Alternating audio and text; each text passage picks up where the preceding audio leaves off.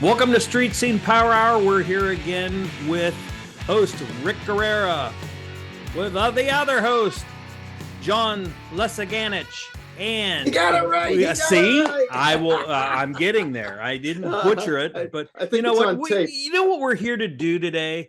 There's three guys here on this podcast that you're listening to or watching that have all something in common. And then there's somebody that's the outcast of the whole crew. Wait a second. I got a whole junkyard full of. You know what they call that? They call that poser. So so we want to welcome.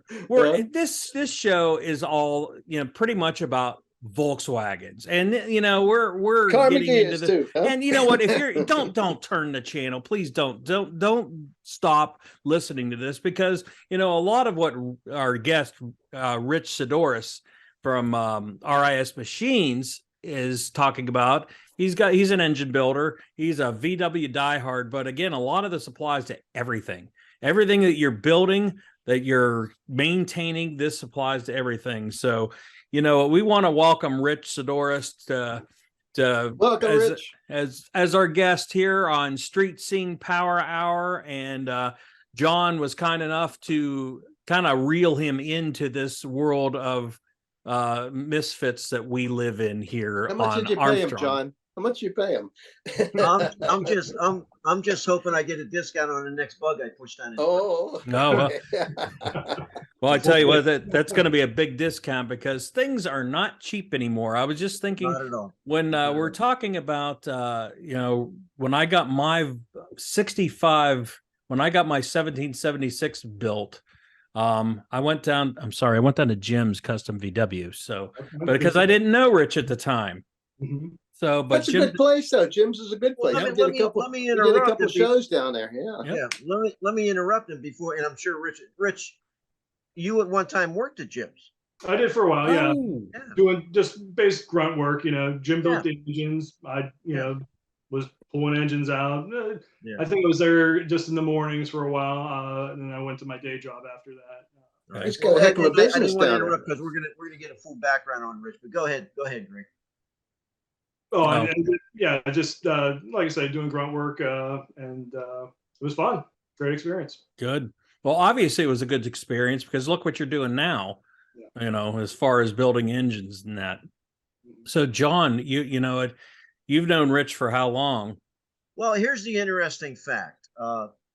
There was a house up for sale in my neighborhood. I knew the gentleman that grew up in the house. Beautiful home, and what I love best about it, being car guys, was it had this huge, somewhat newly built. Rich, I'm going to call it a barn. It is. but barns are cool. I wish I had a barn. Oh, this thing is just laid out away from the house a little bit, so you're not you're not bothering the home itself or the landscape. And the house was going up for sale, and I was actually interested in the house. I lived only 10 houses up from it. I thought, boy, if we can. So, and then I seen the house was sold, and I was just hoping. I said, I hope somebody uses that barn. So I was out for one of my walks, and I noticed the garage doors open, and I noticed this beautiful VW bug in there too. I think was in there. Beautiful VW bus. And I wasn't really in the VW at the time. I was in the cars. That's when I had the Maverick rig. I told you about the Maverick. Oh, yeah. And I just thought I'd stop in, introduce myself, say hi. I'm a neighbor, 10 houses down the street. What are you doing here? Got to meet Rich. Started looking at the bugs. Then I kind of just thought they were cool. And let me digress a little bit. And Rick, you're going to have to learn this, but any true hot rod guy, if you go to a hot rod garage where they have a number of cars, you're going to see a bug there. It's going to be in the back somewhere. It may be chopped, it may be lowered, but you're going to see a bug. It's just that the bug is just like the ultimate car to have sitting there, But anyway, so I seen the bugs. I fell in love with them. I started going online. Didn't know much about VWs other than that, everybody had one in the 60s and 70s. Found one in Michigan, brought it home, pushed it down the Rich's garage and say, hey, we're going to be friends for some time here. Call me when it's running. And during that time, and this was interesting, I don't have it here. I forgot to bring it in, but that's when I started. And I told early some of our other shows, I mentioned that whenever I get a certain car, I try to find out as much as I can about that car, whether it's an Alfa Romeo, a Triumph, whatever. So I started looking into VWs. And this is where Rich is going to come in as the expert. And I started, guys would ask me, how are the pans? And I'm thinking, I don't know. This is something you cook with, right? Yeah, make sure you check the heater channels. And heater channels. I know that's something you dial in the TV, right? Channels. Heater. What is that? 63. I don't know what heater channels are. And then and there's supposed to be a car that everybody could work on, easy to work on. But there's some unique little things about the VW Bug, at least. Heater channels, the pans, and I'm missing the terminology here, Rich. The hoses that come down from the engine that transfer the heat. What are they called, Rich? The heater hoses? Yeah. There you go. The heater hoses. Basic. Everybody used to complain, if you remember, everybody complained, hey, they go great in snow, but you get no heat. Well, that's because there's no really heater in there. It's just engine heat coming through. But if you take those off, it runs a little. So I became a VW nut. Fell in love with them. I think I've been through, I don't know, Rich, 3, 4, I don't know. Yeah. And then I found the Carmen Ghia, which we used to call the poor man's Corvette when they first came out. Look at, there he goes, Carmen Ghia. Yeah, there you go. So, my Carmen Ghia. So that's how I met Rich. And the cool part is he's a great dude. He's well respected in the VW scene. You mention his name, and he's an engine builder. That's what he does. He builds engines. He put some cool mufflers on a couple of my Bugs. We did a lot of carburetor work, and one other thing I learned, I lost the clutch one time, and I learned that cable runs all the way through from that front to the back, and those cables snap. So anyway, that's how I met Rich, and he's worked on every one of my VWs, even the Cabriolet I had one time, and I even snuck in, and his group's not going to like this, but an MG on him. I see. Morris Garage. If you're listening to this, I see Rich shaking his head no when that MG came up. So Yeah. there must be a story with that. He doesn't like the English the day stuff, he brought it over, and so he pulled it in the driveway, parked it, left the keys in it. He's like, Rich, whenever you get around to it, just get in there, and just basic maintenance, everything. So in typical English car fashion, I hop in, hit the key, nothing. Typical electronics. It's that Lucas. That's why it was down there. Yeah. You coast, John? Did you coast it down or something? I pushed many cars down. I'm telling you, it's the best setup in the world. I mean, where can you do that? Yeah. And his shop is beautiful. I mean, when I go for my walks, I'll stop in just to see what he has. And yeah. Did he fix up the barn? Yeah, in the barn. Yeah. Oh, What do he you got fixed to up shop the barn. now, Richie? Right. This is actually the attached garage on the house. This is my clean assembly room. So there's no grinding, no cutting, nothing goes on here other than engine assembly. Nice. Do all the machine work and everything in the barn, and the assembly happens after everything's cleaned, so. Hey, Rich, let me ask you a question. What is the difference between a Porsche engine and a VW engine? Are they the same? No, there's a lot of differences. The earlier Porsche engines probably had a lot more in common with the 36 horsepower Volkswagens that were seen in the 50s and whatnot. Mm-hmm. But there was definitely a distinction made probably in 1960, 61 when the 40 horse engine came out, and that kind of set the pace for 61. Yep. Yeah, all the air-cooled flat four Volkswagen engines after that point were really quite different. Yeah. I'm not saying that the 36 horses and the 356 Porsche engines were similar by any means, but they had a lot more in common. Well, that's when they started splitting, Porsche and VW kind of did one of these, to get their own markets. Yeah. Now that said, like this engine behind me here, this is a Type IV engine that's going into a bus. This engine is almost identical to what you would find in like a 914 Porsche. with Yep. the mid-engine. Some of the tin would be different. The exhaust would naturally be different, being mid-engine. But it's basically the same though, right? Same setup and everything. No? Well, this is actually the cooling fan on this one is mounted on the front. This is the fan housing, and like the engine in the back there, that's an upright Type 1 engine that has the cooling fan attached to the back of the alternator, that silver part you see in the center there. They're all flat 4 engines. So, Oh, yeah. I mean, yeah. Flat 4. Okay. Yeah, I don't know much about Volkswagen, so Well, now you're here to learn. Oh, I'm here to learn. And as I mentioned on the early, Richard, before I start sharing stories here, what are the most people bring you engines to rebuild or to repair to get running, or they want more horsepower, or what are you saying there? I would say, I'm not a volume builder by any means. I might build a handful of really nice engines a year, but I have a lot of repairs, and I have like John, a really great group of local people that I take care of. So once I build an engine for you, you're in the family. If you will. And so they come back for their maintenance, their oil changes, their valve adjustments that they all need. Usually in the early spring, it's when everyone's getting the cars out, and we need to clean the carburetors out, get things dialed in for the season. So that takes up a lot of time too. So in addition to building engines, I'm maintaining those engines I built. And interesting, you mentioned valve adjustments, which on some of the American cars and muscles cars, we never adjust the valves. But on the 4-cylinder, the little air-cooled VWs, those valves need to be adjusted how often?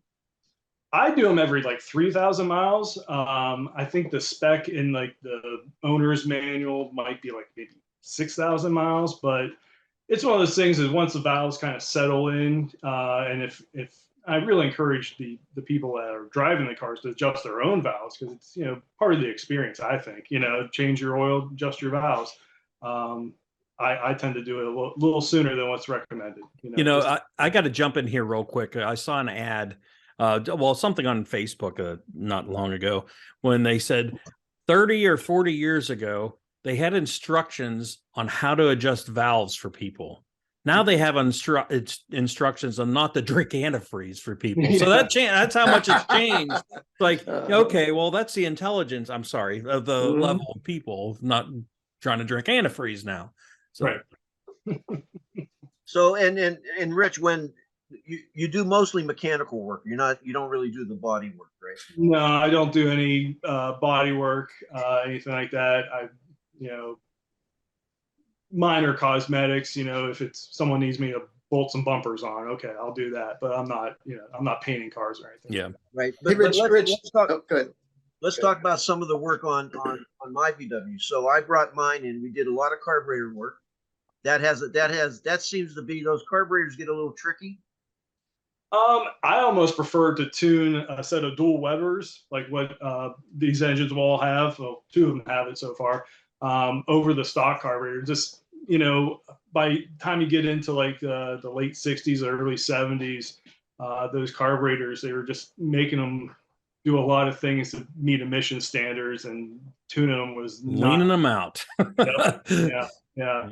The earlier carburetors, from the 50s and 60s, you had a mixture screw and a idle speed screw, and that was it.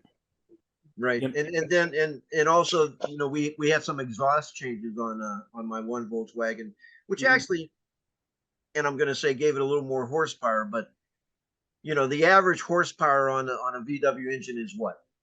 Well, starting out, the earliest ones were 25 horsepower. I believe those were 1131 cc's. And then we went into the 36 horse. Those were 1192 or the 1200 cc engines. Then we got into the 40 horsepower engines. There was kind of a intermediate 40 horse engine called a bastard engine. It was in the 1960. It was quickly very hard to find those, and they're just different animal, if you will. But then we had the 40 horse that started in 61. That was 61 through 65. And then I get a little, it's a little convoluted for me when you get into 66, 67, 68, they had, 1300, 1500. 1 year only for 66 in the US. was the 1300, and then Right. it went up to the 1500 in 67, and then the 1670. I Yeah, think 70 so. was the 1600 single port, and then 71 was the first year for the Dual port. 1600 dual port. And that one, I believe, from the factory was 53 horsepower. And they changed from the SAE rating to, what was the net rating, and went to like 46 horsepower. Yeah. 74. So when you rebuild an engine, and you have a race Volkswagen there, you actually used to race your Bug, correct? Correct. Yes. So how much horsepower is that pushing? The magic number everyone throws out is, it makes 200 horsepower. It's like, well, in reality, dynos are heartbreakers. They don't all make that horsepower. I don't know. I never dynoed the thing. I know in my all steel 63 Beetle with slicks and close ratio third and fourth, the 2276 I had in it, which actually a lot of the parts are in that last engine there. It would run 1270s at Quaker. And then I built a 2332, and that ran the best of like 1230s. So there you go, Rick. Yeah. See, you got to remember these cars are light. They're not heavy. Sure. So how much do they weigh? I think mine might have weighed maybe 1,700 pounds. I know. I mean, That's it. if you're putting 150 horse and up, or even down a little bit in a 1,700 horsepower or 1,700 pound car, you're scooting pretty good. Sure. How much can you beef them up there, Rich? I mean, the sky's the limit. They've been modifying these things since the 1960s here in the United States. And I would say it's just getting better. There's a company called CB Performance out in California. They really have been stepping up the cylinder head game, and as you guys probably know, cylinder heads are where the power's at, and they've got a whole line of CNC ported heads that are actually pretty reasonable compared to what we used to pay for hand ported heads.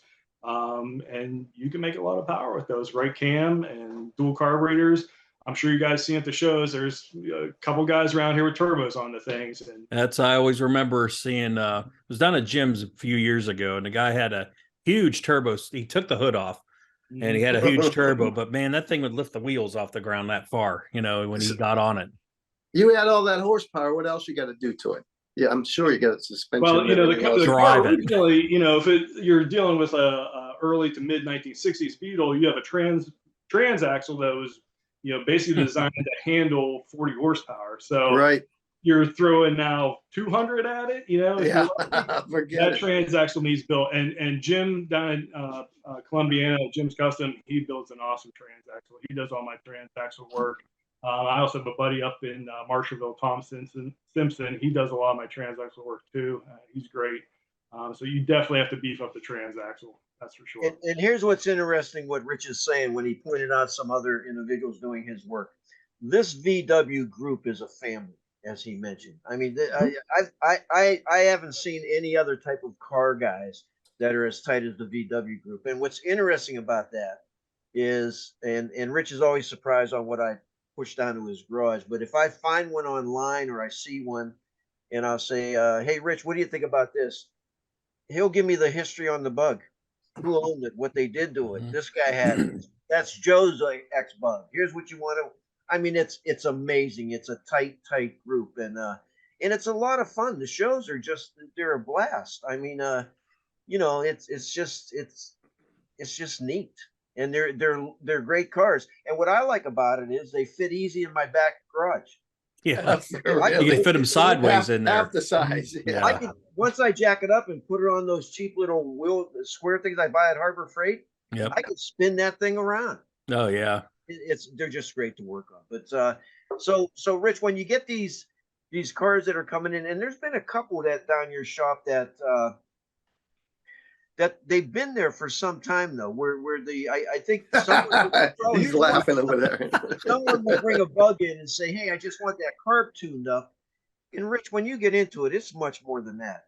Always, it's never easy. You're dealing, the last Volkswagen Beetles that were imported to US were 1979. So those are at least 46 years old. Mm-hmm. Where were the rest of them made? Brazil or something? Is that Mexico. Brazil? Mexico. Mexico, is it? Okay. Yeah, I think it was 2003. 2002. 2002. Yeah, it was and last they year. still look like a bug. And now it's you see more and more of those coming in. Mhm. I've ran across a lot of Mexican bugs, and that's Mhm. strange. That's strange even to say that, Rick. Yeah. No. Mexican German bug. Well, that's why the prices are getting driven up, because a lot of the people from the like 66 and down, the bugs are starting to really skyrocket. They're shipping them over to Germany now because they're all gone. They're shipping them out. Now people are in the US are shipping them up from Mexico. That's why you're seeing so many. They're I just got a whole it's big junkyard cycle. full of them in my backyard. Yeah, well, I don't know when that was taken, but it wasn't any time. It wasn't lately. But Those are probably all gone.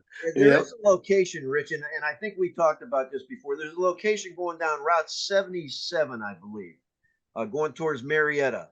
Yeah, I think it's called the Bug Barn. I don't think they're any longer in business. And it looks like your background there, Rick. There was a bunch of bugs there. But Rich, let's talk about. So you had the VW came out in the 50s. What was the first VW? Well, it was 49? a wartime project during World War 46. II. Yeah, Then 46. when did they go to the 46? the Super Beetle, which is I actually at first nobody. Well, when I got into the VW scene, and you mentioned you had a Super Beetle, it was kind of like, that's not really a Beetle, because they had the round windshield and so on. But I found a flat screen Super Beetle, which I fell in love with. And what is the difference between the standard and the Super, Rich? well, the standard Beetle has kind of like a torsion spring front axle. That if you've seen a dune buggy or anything, you've probably seen the front axle. I think shock towers coming out kind of like this. In '71. You had the option of getting a Super Beetle, which the difference is they went to a McPherson strut front end and did away with that axle beam. In doing that too, you also got the spare tire to lay flat, so now you had all this room for groceries under the hood versus before. But basically, behind the A pillar, not too much of a difference. More horsepower in the Super Beetle? No. None. No. Weren't they Front brakes were a little bit bigger. They were different, but were they a little wider? Were they wider? The body? The fenders are different, to accommodate the McPherson struts, and I believe the front track is a little bit wider. They had vent. You can tell because they had a front vent on the bottom, and they had side vents on there. That's how you can tell they're a Super Beetle without even opening the front bonnet on them. Right. A better ride on the Super Beetle? Better driving or no? I mean, you had that one for quite a while. Here's as a host, I'm asking you questions that I know the answers to. No, I felt that it handled better. Yeah. Myself. I know that at one time you warned me against. They were known for shimmies at high speed a little bit, but the one I had, it just seemed to handle better and wasn't as stiff and just a little more cozy inside. But there was things that I didn't like. The front headlights, I like the older headlight style, the turn signals on the side. But it was a great car, and a bug's a bug. But then you brought up, Rich, also that, and you've had a number of dune buggies in your shop. What's neat about these VWs is people just change them constantly. You got the dune buggies. You got what is the Baja kit type? Yeah, and you got the different front ends they put on. And my favorite, and then Rich, you could explain what these are, is the Volksrad. Volksrad? So tell us what a Volksrad is. I haven't built any myself or worked on, but this started out of California, from what I understand. Basically, guys just taking the fenders off, and to do it correctly, a lot of them put like a early Ford drop front axle in, and you can actually buy a kit or build one, if you will, that bolts onto the frame head where that axle beam would be on a standard Beetle, and then bolt that Ford I-beam on and kind of push the axle all the way to the edge of that front hood. It kind of looks like an old hot rod, They look like rad rods. They're cool as can be. And then you got have to check that one out. You got the guys with the trikes, the VW 3-wheelers. So you got and then now the ones I like is if you have we talked about body work. If you have a VW has good patina, which is a nice word for rust, I guess. I don't Rust and yes. rust and faded paint. I'm not a patina fan, Yeah, but but, everybody loves. One person come up and said, "Oh, it's got great patina," and that's it. Took off, and That's keep it that way. and those are acceptable. I mean, those are Oh, acceptable. sure. You know, and so you drive those. Now, a lot of guys will drop their VWs, lower them to the ground. And how is that done, Rich? There's a number of ways to do it. You know, they do sell drop spindles for the standard Beetles. Back in the day, you know, guys would just take leaves out of the front torsions and kind of mess with the spring rate there and lower it. But you can also cut the beam, and we see this a lot nowadays. Guys will actually narrow the beams to fit, kind of tuck the wheels and tires in, fit bigger wheels and tires on. But in doing that narrowing, you can also install adjusters so that you can adjust the height. And that also works the other way for like Bajas, where you can actually raise it as well. Okay, 2 questions for you guys. What does Volks mean in Volkswagen? People. It means people's wagon. car. Is that what it means? People's car. Okay. People's car. A people's car. Oh, okay. Mhm. And Now, another thing, yeah. back before 46, they stole this technology from what, the Czechoslovakians? Is that what it was? The Tetra, was it? Tetra had the air-cooled engines, and they saw them. And yeah, am I right? Was I it mean, Tetra? Yeah. That's I've Hitler heard- for you, you know? I've heard a couple different stories on how it went down. Which one's correct? I don't know. You know, What did you hear, Rich? I mean, I've heard that one. Yeah. Also, well, the one I believe when I think it was Ferdinand was in prison after the war. I forget what the company was. They copied and basically, I don't know if it's Citroën or whatever it is. They have an engine, or was it Fiat? Maybe it might have been Fiat. Like in a Fiat 500, if you look at the engine, it's basically half a Volkswagen engine turned on its side. You know. Uh-huh. So there was some maybe theft the other way too. Yeah. I'd like to get a little history in there for the people that really don't know much about it. I don't know much about them, but Well, Right. it's still the longest production running car ever. I Well, they mean, I know stopped. What, I know the bug or the what? bug. Well, they you know. stopped it now, right? Oh, Didn't they well, stop yeah, that? but you know, I know the Corvettes are catching up, but it's still the longest running car that was Mhm. produced. Yeah, when I first got the 65, and I was just learning about them, the history of them, and I went to a show. I think it was up in Geneva, Rich. They had a show up there. They have a pretty good. Oh yeah, we were there last year. We've been And we're there, going to yep. record it this year. Hopefully. You'll be there, Jim. And John with us. I stopped to get gas up there, and the guy come out and looked, and he had a miserable look on his face, and he says, "Oh, I see you have a Hitler car." And I said, Oh, Oh, geez, God, yeah. come on. Hey, you know what? Wait, Hey, Greg, I said, "I'm a lot sorry." of these guys went through the war, man, and that's it. That's what it's about. But that's how a lot of them brought him back. Yeah, That's how they yeah. got it. And they got a grudge. Yeah. Yeah. So that exactly. So Mhm. and I felt bad driving all the way up there, driving Hitler's car, but that's how it came out, the people's car, and the whole idea of it, and the fact it's a people's car. What's neat about it is 4 bolts, you and your buddy, and you pull that engine, right? Mhm. I mean, On a good a day. little bit more than that, but that's by, and you can work on it on the bench. I mean, you have engines sitting back there that you can't do that with a big muscle car. No, heck no. No, so there's some unique things about Volkswagens. Rich, what is the I guess if somebody wants to get into the bug scene, Right. and you see a lot of people because they just love them, but if you tell somebody, here's the areas I want you to look at before you buy one, and I know you don't give opinions, thumbs up or not, but if I'm going out to look at a Volkswagen, because you showed me one time where you grab that what's the front wheel? I can't, and you move it back and forth. Geez, I lost the terminology for it. Where the fan belt. Senior on the- moment. Just say on the senior crankshaft. moment. Yeah, please. John, you're old enough to use senior moment. Okay, yeah. We were checking. I use it all the the time. The end play. Yeah, we just grabbed the crankshaft pulley to kind of feel, you know, can you feel end play? Does it go clunk, clunk, clunk? Then okay, that's not good. What is that telling you? If you That's get telling you that the case is most likely worn out. There's a thrust bearing on the flywheel end of the engine, and it's a tight fit in the case, obviously. There is an end play setting with shims between that bearing and the flywheel, but if you can, you know, it's like at the most like 6,000, you know.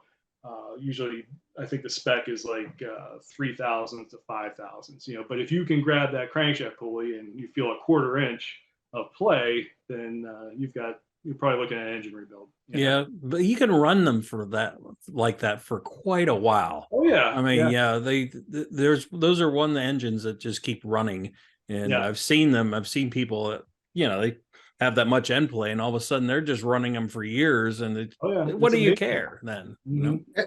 Engine rebuild. What are we talking money wise? It can't be a lot. You'd be surprised. Things have gone up. You know, when I first started doing this, I've been building engines for other people probably about a little bit over 20 years, 22 years. You know, I'd get guys, hey, what can I get for $500? Yeah, nothing. Yeah, not really anything, even back then. You know, but they're coming from that era where, you know, you could buy an engine for $500. You know.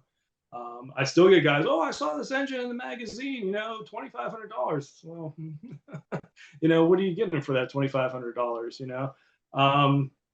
You know, for a basic rebuild, you know, you're probably looking for like a stock 1,600, 3,500. You know, that's still not bad though, really. Turnkey, you know, still not bad. You know, a lot of the stuff you're looking at back here, you know, looking at probably about $10,000 a piece. Oh, yeah. Oh, now you're talking. Yeah, you're not. I mean, like this Weber kit here, the dual carburetors on here. That's about $1,100 right now. You know. Yeah. Let's put it this way. I bought my. I have dual K-Drunner Solex carburetors, the 4044s on mine, and I bought mine for $100 used, and I got them rebuilt. But now, if you buy even a Solex kit, and they're the more cheaper dual carbs than the Webers, and they're what, $800 now? Yeah. Wow, what a difference, huh? Yeah. And I get a lot of people say, "Oh, this is what K-Drons on." I'm like, "Well, let's check the prices." You know, it's like, okay, they're not cheap anymore. K-Drons, $300 more to just get the Webers. You know? Yeah. So when someone brings in a tip of older VW engine, says, you know, I just want it rebuilt. What does that involve? Rebuilding an engine. What do you do when you rebuild an engine? Not an upgrade, not a more performance engine, just a typical rebuild. What does that involve? Basic rebuild, like on a Type 1, you actually have to tear it down. You have to inspect everything, you know, and make sure that there's a lot of parts there you can reuse, but there's also things, again, you know, they're the youngest ones, you know, 46 years old, things do wear out. So the basic, the core of it, you know, the engine case, the block, as you know, your V8 users are probably, viewers are probably used to calling, we call it engine case because it, you know, kind of encases the crank and the cam and everything. Because it's a horizontally opposed engine, it's basically trying to beat itself apart, you know. So your main bearing saddles, they get kind of ovaled out, you know. So that needs to be remachined. I have a couple different tools to do that. I have a True line bore bar. I also have I think it was a mainliner, which was made by another company. Basically, that sets up on the flywheel and the pulley ends of the case, and it remachines the bearing bores back so they're round as an oversize. The first cut's like 20 thousandths, you know. So what happens is when that case gets pulled out and those bearing bores are no longer round, you're losing oil pressure around the back of the bearings. You know, instead of going to the rods and the crankshaft, it's just getting dumped back into the crankcase. So you start with that with the line bore. You know, naturally you want to do new bearings. They all need probably a new camshaft and lifters. Crank needs reground, rods need rebuilt. Nice thing with these is you can buy new piston and cylinders. You know, you don't have to get a block, you know, bored and honed. You know, you can buy just a new set of piston and cylinders, and that's where a lot of the upgrades come. You know, increasing the displacement. You know.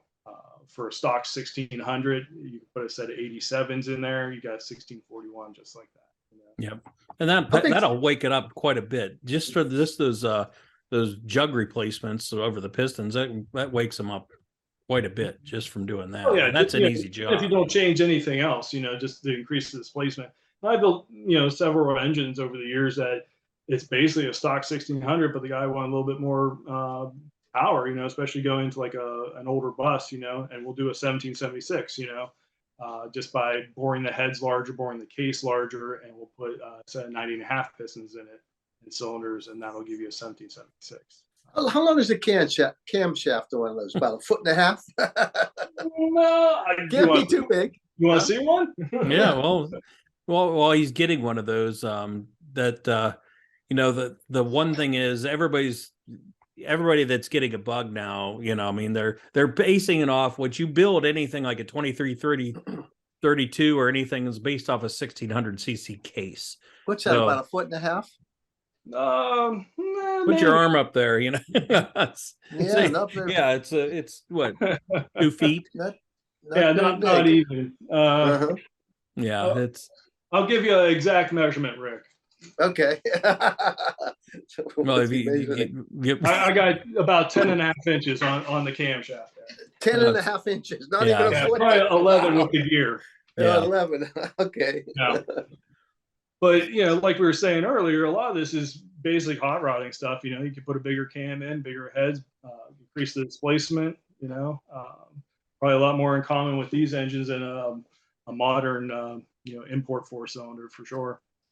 Now, you know, Rich, I noticed that a lot of the VW guys, and we like VWs because we like the originality of it, the engines and so on. But you see a lot of Saab engine swaps. They're putting engines in from Saabs. I see that. And, for Subarus too. I'm sorry, Subarus. Into Volkswagens? Is that what you're saying? A lot of Subaru. Yeah, one of those moments, Rick, I had. Uh-huh. But a lot of Subaru. And why is that? Why is Subaru the chosen motor? Just they fit? It's also a flat 4. And I believe the company is called Kennedy Engineered Products. They build adapters for the Volkswagen transaxle where you can bolt a lot of different things on there. You can dump it right in. I mean, you got to put a cooling system on there too because they're water cooled. But yeah, a lot of the Subaru engines, 2.5 liter, big upgrade, but where's that cooling system go? In the front hood, the front bonnet? Wherever you can fit. You can put it. I've seen people put them under the bonnet and cut the slats in the bonnet for to flow out. Yeah. But to the Volkswagen people call it a bonnet. I know the English call it a bonnet. Well, front hood. If you Okay. say hood, people are used to the hood in the front. Well, it's a hood in the back and then the front trunk lid or bonnet or whatever you want to call it. So here we have the VW Beetle, which is probably the most recognized Volkswagen, the Bug, Sure. But you also have there's other types of models. We have the Carmen Ghia that Rick is sponsoring today. Carmen Ghia, which is the sports car. You have the buses. Those are cool, the Carmen Ghias. Oh, I love mine until Rich and I got into it, and I hope the guy that bought it now isn't watching this podcast. But good luck with that Ghia. But anyway, it was a nice. I had matter of fact. Before I go into the models, it was all the body work was done on it. It was painted and everything was done, so it looked great. No interior, and the guy gave me a wiring harness. Gave me the harness, which meant it wasn't in it. Yeah. And I took it down to Rich. And I said, hey, I put one seat in it. I says, install this wiring harness. Now that may seem like an easy task, but it was a trial. But it was a cool little car. And it was a 74, so it wasn't like, if you're thinking wiring like in a 1950s or 1960s Beetle with, an 8 fuse block. This was not, this is, I think, a 12 fuse block, a lot of accessories. And the worst part with that car was the headlight switch shorted out and caught the old harness on fire. And they started putting the new harness in, and they basically just laid the new stuff on top of the old without ever removing all the burnt harness. So that's how you do it, huh? Yeah. So that's the cars I find. Yeah. I told John he's got to start over. Yeah, we have the VW Bug, we have the Carmen Ghia, we have the buses that the prices are going absolutely crazy on the bus. Stupid over those. Yeah. I mean the campers. But then we have the ultimate VW that everybody looks at and says, I really want one of those. And that's the Thing. Right. The VW Thing. So, we interviewed a girl down New Middletown. I She's still driving it. I still see her around she here. drives it all over the place. The yellow thing. Yeah. Yeah. And what year did the things come out, Rich? What year are those? Well, I mean, 74. if you want to go way back, that's the idea for that's based off of World War II German military. Yeah, that was a war machine. Yeah, that was the Kubelwagen. They also had, what was it? The Kubelwagen. The Kugelwagen. Okay. Kubelwagen. And then they also had the Schwimmwagen, which was amphibious. The Schwimmwagen. Okay. Yes, which actually had a propeller that you flipped off the back and engaged with the crank pulley, the crankshaft, to drive in the water. You ever see one of those? Not in person, no. Rick, that's a rarity. Rick, do you know what Kugelwagen? No, I have no clue. I go down to Manicore Club in Sharon. That's a German club, and their menus all in German. I'm like, what? So the things what you're interesting about the thing is there's it seems like you could buy body panels for them, and there's not much. It's square. I mean, right? There's not much curves to it or anything. Same engine, same drivetrain and everything, or no? What's well, I mean, I believe they originally started, I want to say in '68 in Germany, and they were used by the military in Germany. And you can notice the difference on the German ones. You won't see a lot in the United States. They actually use the like the 62 through 71 bus taillight on the back of those. And the 73 and 74 things that we got here in the United States have the big, like, elephant's foot, is what they call it, like 73 up Beetle taillights. They're giant. But yeah, the engine is basically the same. There's a different air filter on it. They didn't have the same heating system. I forget what it was. I think 73 had a gas heater, or maybe it was 74 had a gas heater. And no engine heat. But one year I think did have engine heat. What did they use those for? The Kugelwagens, or whatever they're called. The thing. It was a German, like a Jeep. It was a Jeep. Okay, yeah. But I think the Jeep was windshield folded down. You could fit 4 guys in it, and Jeep's a lot cooler though. Yeah. and the Volkswagen. I saw that episode. Yeah, Jeeps are cooler. At least that Jeep is. Yeah, the Volkswagen Bug. I mean, they're known to go great in the snow, right? Yeah.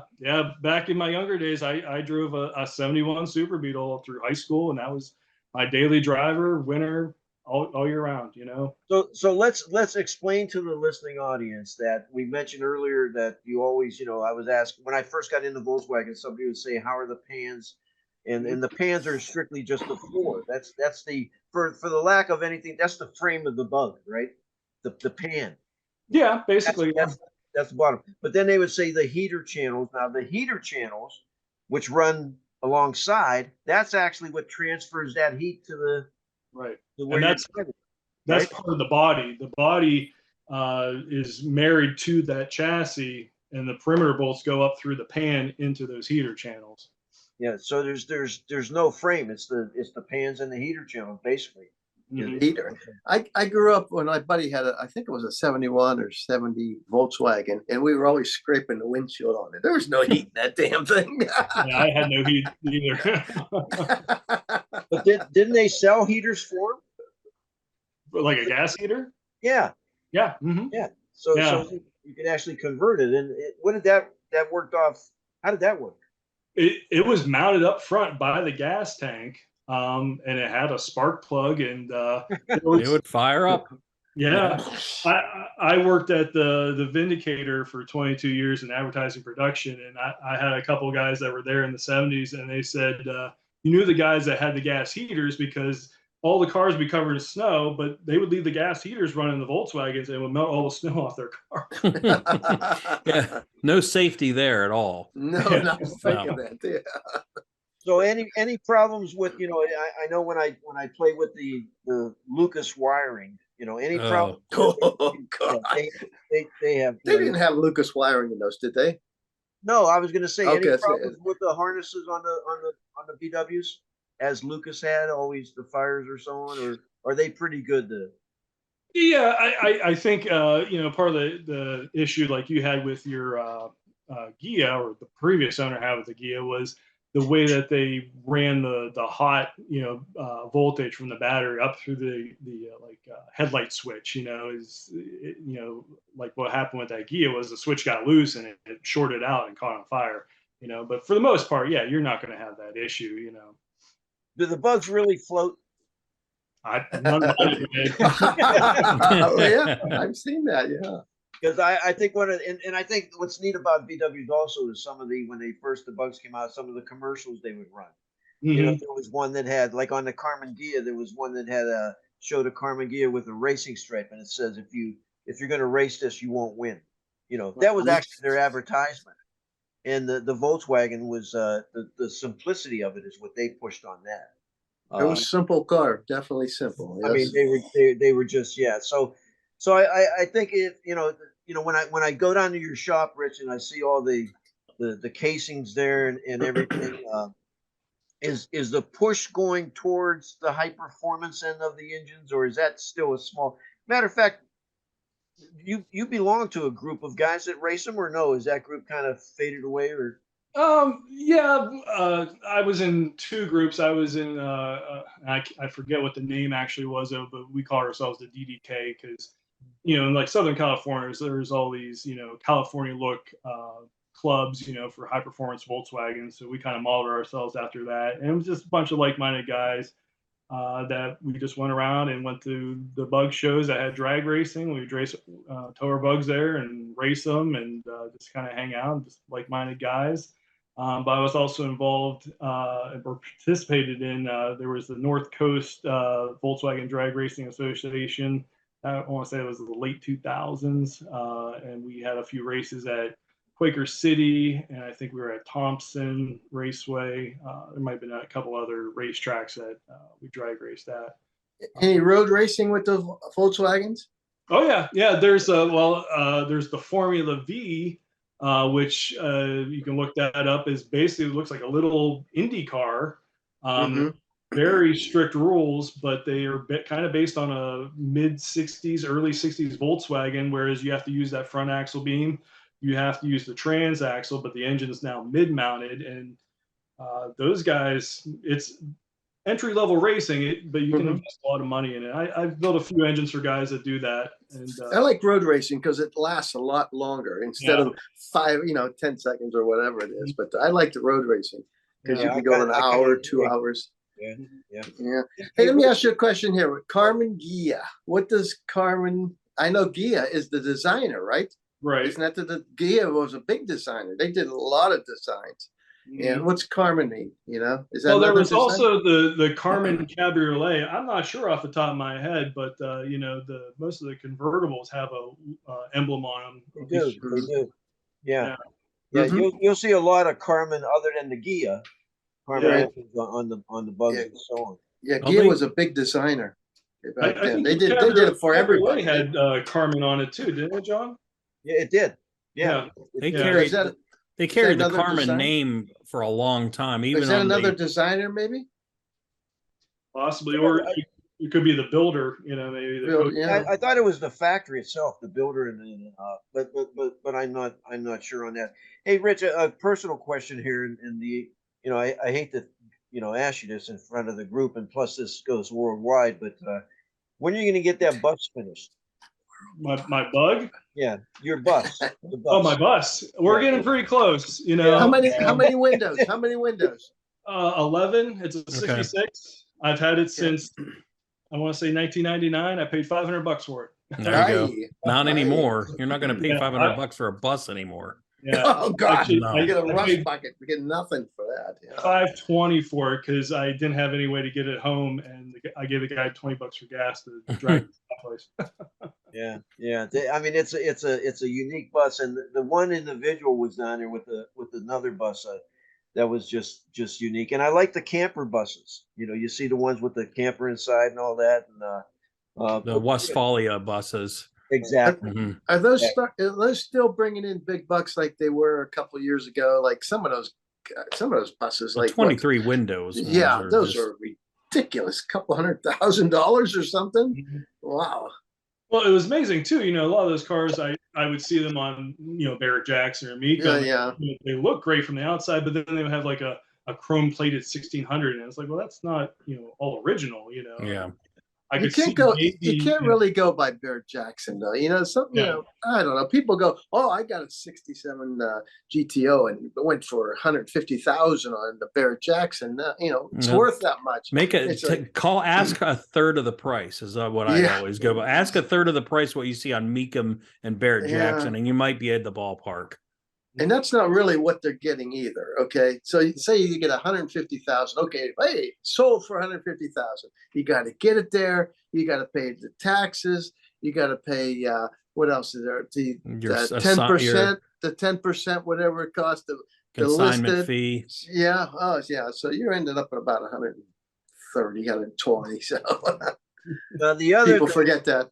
yeah, and for a future show, and Rich could join it. The big thing now with cars, and especially Volkswagens, and Rick, you'll probably hate this too, but a lot of car guys. I'm going to put this group in the car guys.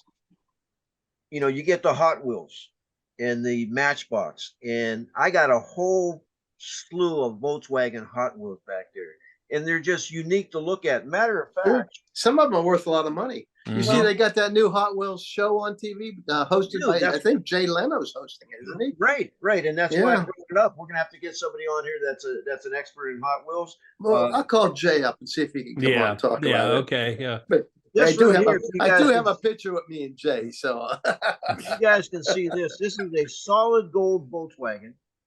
It's a clock, and it's really not solid gold. It's just it's just gold coated. Gold colored. It's gold colored. But there's so many unique little things about Volkswagen. There's signage out there, the Hot Wheel cars, the T-shirts like you and I have on, Rick. It's and when you show or wear some of those T-shirts or your Volkswagen, somebody's going to come up to you and always talk to you and say, "I had one of those. My dad had one of those. That's a cool car." It's just it's a welcoming vehicle, I guess, is what the best way to describe it. But and I think it's hard to find individuals like Rich that when you bring the car down and it's doing something, bam, it's immediate. He'll tell you what's wrong. I mean, it's right off the bat. It's not get it in the garage. We'll take a look at it. Here's what your problem is. Here's what it's going to cost you. Here's what you need to replace. And that's what I like about the Volkswagen scene. And like I mentioned before, I also drive a Corvette. I don't know how those two married together, but the Volkswagen is just a car that's well, Greg, you love your Volkswagen, right? No, I've got two of them. So, I've he's got a love bug. Well, the love bug replica, I've had, for instance, I restored that. I restored long time ago. 1998 is when I rebuilt that. Say, well before the show started. And then, I have the 61 that's all stock that I built, restored in 2014. So I still have that one as well. I got a question for you, and this has got debate all over it on the VW world. When you're tuning dual carbs, whether it be Solex, Weber, Delortos, anything like that, there's a crossover tube to balance out the signal from the carburetor, so you don't get the when you're tuning them. You block it or do you leave it open? That's only with Cadrons, really. Okay. By design. Yeah, the dual Webers don't need that. I've run it both ways on Cadrons. I ran Cadrons on my bus for many years. I had it to the point where it could be. I drove that bus in the winter too. You go out, it would be like 20 degrees out, and pump it once, hit the key, and it fire right up. I've done it both ways. I've done it without the balance tube. I've done it with the balance tube. And I mean, I think if you tune it to not use the balance tube, you can make it work. But they do seem to run a little bit smoother with that balance tube. The thing is, you do have to pinch that off when you're adjusting the mixture. That's the point. So there's some people that debate, oh, you leave it open and balance them out and they'll adjust. And there's some people, no, you got to pinch that tube off and balance them individually. You got to isolate that carburetor from the other carburetor. Yeah. Okay. And that tube's only used for adjustment purposes? No, it's on there all the time. It's on there all the time? Mm-hmm. Yeah. What it does, it balances out. If you have a signal going into, I'm sorry, I'm just answering this question, but you have a signal going in from each carburetor, each side of the engine. That tube balances out the vacuum back and forth, so it kind of smooths out the idle, smooths out the running a little bit. All right. What when we talk about the carburetors, other than the dual carburetor system, Rich, can we put on a bigger carburetor? Do we have to change much? I mean, rather than the original one, and get just as much performance out of a larger carb versus a dual carb? Or what's the advantage of a dual carb, I guess? The dual carb is, especially with the two barrels, which these two engines here have, is you have one Venturi per cylinder. That really seems to unlock the power potential. Plus, with the short manifolds right on top of the cylinder heads there, these carburetors don't have any chokes or anything. Once you get it running, you might have to feather a little bit. Some guys just tune it with a higher idle speed, but I kind of tune it where, when it's cold, it's going to idle a little bit lower, but once the engine's warmed up and you have that heat radiating up to the carburetors, you're going to have a steady idle speed. There are guys out there that have adapted Holley 4 barrels to these things. Wow. Yeah. A lot of the turbo setups will use a draw through like Holley 4 barrel or a 2 barrel. There's also some guys that have adapted the newer Holley Sniper fuel injection throttle bodies onto them. The problem with that is, you're basically building a big funnel in the center, the engine, and all that fuel has to run from the center out to the sides. And sometimes it'll fall off, the fuel will fall off suspension, by the time it hits the head. So two things you brought up, and the heat rising, and it smooths out the idling on the engine. And that's when you see some of those heat tubes are blocked off. You see that a lot. They'll block it off, and a lot of individuals say, well, I don't need to heat anyway. I drive in the summertime. But that has a direct effect on the engine, right? Oh, yeah. That engine relies on that heat transfer. Yeah, and John's talking about the preheat tube that comes off the muffler and heats the intake manifold. A lot of guys, especially back in the day, that were building dune buggies and off-road cars would cut those off and block off the exhaust, because we're running the desert, we don't need that manifold heat. That's fine if you're running wide open, but if you expect the thing to idle, or you're actually going to drive the thing to work and you want to warm up and idle cold in the morning, you're going to need that. Have you seen them? I've seen them frost up even in the hot weather. Yeah. They'll get frost around the carburetor because you don't have a preheat tube. Oh, really? And they'll start icing up. And that's interesting. You'll be in a hot 80, 90 degree weather, and all of a sudden you're seeing ice form on an ice on your carburetor. It's like, why is this thing running like crap? Yeah. Well, that's why. The manifold directly underneath the carburetor, I've seen it ice up. You wipe it and you see the ice forming on it. A lot of times what happens is because that intake manifold preheat tube is connected to the exhaust, they'll get built up with carbon inside. And even if you do have it attached, it may not be working very well. Yep. When did they go fuel injection? For the Beetle was 1975. The Type 3 model, which we didn't talk about yet, that got fuel injection in 1968. Okay. Do you like the fuel injection ones, or? Somehow they find their way here to me. Not my favorite. It's a Bosch L-Jetronic. It's an AFC system, so it relies on air. And if your engine's not in great shape, or if you have old dried up hoses that are vacuum leaking everywhere, it's very hard to tune and get running right.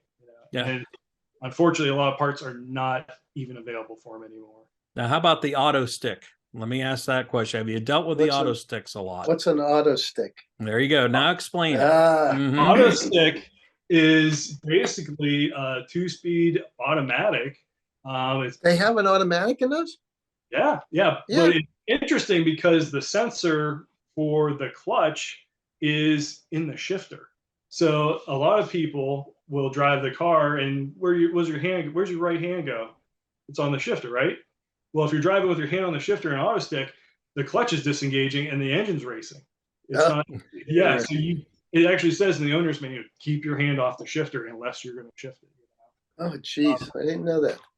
There's actually John's neighbor as well down the street here. There's a lovely older couple. They bought, I think it's a 73 Super Beetle auto stick, pretty low mileage. It's like that Marina Blue, I think it is. It was, yeah, green one. Yeah.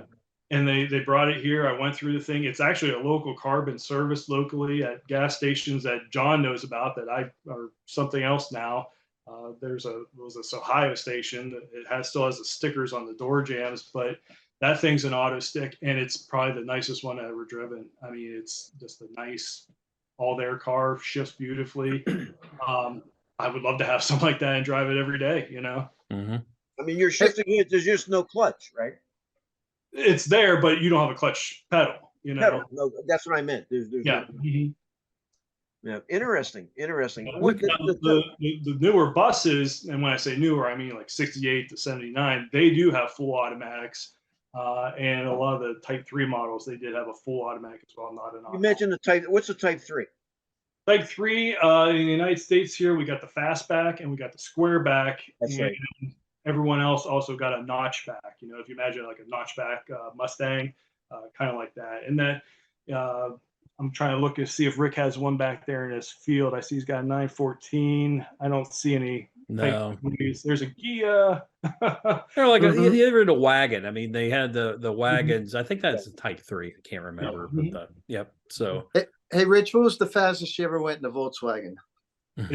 In mine, mile per hour wise, I think like 106. 106. Okay. Yeah, that was my mile per hour. I was running 1230s in the quarter. Okay, would you? I've got to tell you, you know, the audience, Rick, you just asked that question, and that's our answer to, you know, if you want to email us at armstrongstreetscene@gmail.com, which is right up here. I thought I'd throw that in. Yeah, so you know, that's our answer. So just email us for the Eastwood. I'm going to have to, because I'm lacking emails at this point for the Eastwood giveaway. So if you want, you know, Rick just gave the answer to you of what what you're supposed to email us at armstrongstreetscene@gmail.com for that Eastwood product. So make sure you do that. We've got about 3 minutes left. John, Rick, do you have any more questions for Richard? Hey, Rich, thanks for being on the show, bud. That's a great pleasure. John, Rich, do you have any more questions? If somebody wants to get a hold of you, how do they get a hold of you? Best thing to do is you can find me on thesamba.com. I'm there under RIS. I sell a lot of parts on there. If anyone's looking to get into Volkswagens and they don't know where to start, thesamba.com is a great place to go. They have forums, classifieds, a lot of technical information, but I am a member on there. I'm under RIS, and actually, if you find me on there, it has links to all my social media, my YouTube account, everything like that. Yeah, the samba.com is for, you know, anybody that's looking to even look at anything VW. The samba.com is where to go. I mean, that's where to start. I hate to say this, but I had a variety of cars, but I never had a Volkswagen. We'll get you. I have two Volkswagen shirts. No, we'll get you. You know, it's kind of addicting. You know, you get sucked into that for some reason. You know, it's just the way it is with a Volkswagen. It's Rick. Once you get one, you'll get a. You know that smile you have on your face now? You'll have it all the time when you're driving your bus. You know, that sounds good. I've got the extremes. I've got my Herbie the Love Bug replica with that 1776 dual carbs, runs great. It's got a lot of power. And then I've got my 61 with the original 1200 in it. And I love driving that because it's slower than anything in the world, but it's so cool to cruise in. So, it is. They're great. Yep. Rich, I think you were a great host. I think you shared a lot of great information and individuals, who want to get into the Volkswagen scene. You know, there's certain things you look at it, and I want to thank you for being a guest. There's a lot of young kids getting into Volkswagens right now too. So yeah, they're dropping them, hopping them, and letting them go. So, you know, I want to. And we're going to be where? Are we going to do the Volkswagen show up in Geneva this year? Geneva. We're going to go up to Geneva and do the show. What was that called? It's slipping my mind now. The bug infestation. Bug infestation. Yeah, we'll be up there, God willing. You know, we'll hope to be up there as well. Wanted to just touch on a couple things real quick before we wrap up the show. Southern Park Mall, we shot a show there. So that was pretty good. yeah, That was pretty good. it was, That's, look forward to that. Every Tuesday down there it's on the side of the mall. Yeah, it's it's a new complex where the old Sears building was. Where they ripped double it down. bogeys, bogeys, and the breweries right there too. I Yeah. think that's what attracted us there. Oh yeah, that's right. So we shot a show down there. We had some really cool cars. Yes, so we did. Look forward to that in a couple. We had some about good a week. talkers. I've still got to edit that. I haven't even looked at it yet. Hey, next show we got Big L and Steve on from the Brothers of Power. Yeah, and their show's coming up here. Greg had to delay his vacation so we can do this show. Yeah, and believe me, I caught loads of hell at home for that one. So I'm still paying the price. Wait, if that hearse is there that was there last year, it is well worth it. So what was I going to say? I lost my train of thoughts. John, we'd like to see you there. Yeah. Well, I must have missed the invitation to the Southern Park Mall, so make sure you send this one to the right. That was a last minute decision. I needed to get something edited before everything's going to happen. You guys. I love. Yep. So you know what, Brothers of Power. Speaking of that, next our next podcast. Look forward to that because we're going to have Big Al from the Brothers of Power. And I think Steve, they're going to be there too. We had a lot of fun with those guys. Yeah, they were great, and we welcome them back. We're going to have them on. Rich, thank you so much, and Thanks, we want to have you back because I had a whole list of questions that I didn't get to. So because these other two guys talk a lot, so I didn't get to the questions I had for you. Hey, I'd love to show you the other the barn, if you will. The barn is great, gentlemen. Yeah. So we like the Rick feeling out of place here. So if you would drop the N in barn, we'd be there in a second. Oh, bar. We'll look at the bar. And hey, don't forget the Father's Day car show coming up June 18th in downtown Sharon, the 40th annual one. There you go. And for Rich, we want to thank you for being here. For John Lasaniganich, I screwed it up. See, I'm losing my train of thought here because I'm getting tired. For John, Rick, Craig, and we will see you down the road.